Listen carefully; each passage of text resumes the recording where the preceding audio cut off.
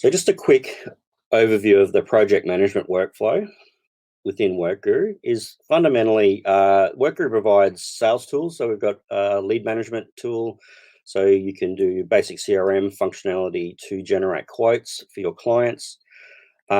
Within the quote itself, what that's functionally, apart from actually quoting the customer in regards to dollars, which is obviously really important, if you're configuring your quote correctly within WorkGuru, what it's also doing is setting up the forecast for the project. So when quoting within WorkGuru, it's highly advisable to feed as much of the estimated cost of that project into the system. Sometimes that's a bit complicated because none of that's generally client facing. That's got nothing to do with the client, but it's really important if you do that at the quote level. When you approve or issue that quote, when it turns into a project, it'll bring all of those estimated costs into the project as a forecast. So we call it a forecast, but a lot of people call it budgets and things like that. But it's setting up the project to what you thought that project would cost you at the particular time you issued that quote to the client. So functionally, the forecast in WorkGuru, either through the quote or if you create a project directly within WorkGuru, it'll also generate a forecast as part of that project setup. Fundamentally, that's built around a list of tasks, which is time-based system. So tasks are things that your staff can put timesheets against to track labor costs on a project, and costs, which generally break down into either materials, which could either be stock controlled materials or non-stock controlled materials like consumables, and also subcontractors as well. Subcontractors are treated as a cost on a project generally because they would invoice you for their time as opposed to tasks, which is generally tracked by timesheets, which is generally a payroll expense. So like I said, within the overall the workflow within WorkGuru, the quoting process is actually quite an important thing. You generally do most of your work within the WorkGuru workflow by setting up the quote properly. And if your quotes are as accurate as possible, and there's a lot of tools that it can assist you through that, especially with things like project templates. You try to template as much as your work as possible.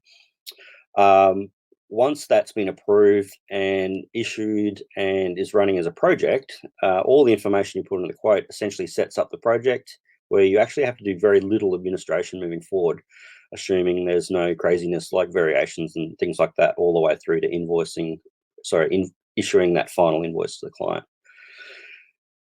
Once the quote's been accepted and it's been set up, the forecast has been set up for a project, the next step generally is you can run through and do some planning of resources. So WorkGuru allows you to allocate staff to specific projects and tasks within that project.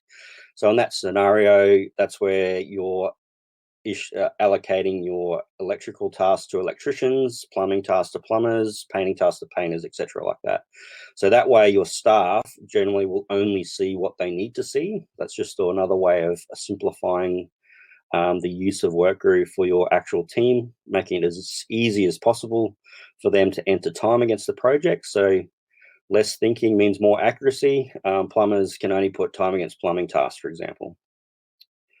And then from there, we can also schedule the project as a whole or individual tasks within it. So you can schedule that out with your date range for the actual overall schedule of the project itself. From there, the project's basically set up to start tracking your actuals. And this is probably the thing we're going to dive through to the most for purposes of today. So WorkGuru will allow you to track the following actuals, obviously timesheets from your staff to track labor costs. You can also use your tasks as a progress metric, so you or your team can mark tasks as complete as they're going through the workflow. We've got our material usage, which means I can use stock that I hold inventory of within the workshop on projects, or I can actually purchase stock specifically to order for that particular project. And so the material usage, so using products from stock or purchasing products to order, that's kind of an and or thing. So you can use either or a combination of, as long as you're telling it exactly what's happening, it'll always be correct. And then finally, essentially the output throughout the lifetime of the project is that we can obviously raise invoices across the project. So we've got a pretty powerful invoicing tools available. So depending on how you actually invoice, so deposits, progress invoices, milestone invoices, final invoices, all of that's quite simple to raise within WorkGuru. Obviously tracking our purchase orders and hopefully not too regular, but raising credit notes both for your clients and suppliers. So that we can all track all that within the project itself. So the output of all of that information is essentially exactly how much that project's cost you and exactly how much you've invoiced for that project, which will give you a final balance, inclusive of things like credit notes as well. So you get an overall live profitability of that project in real time.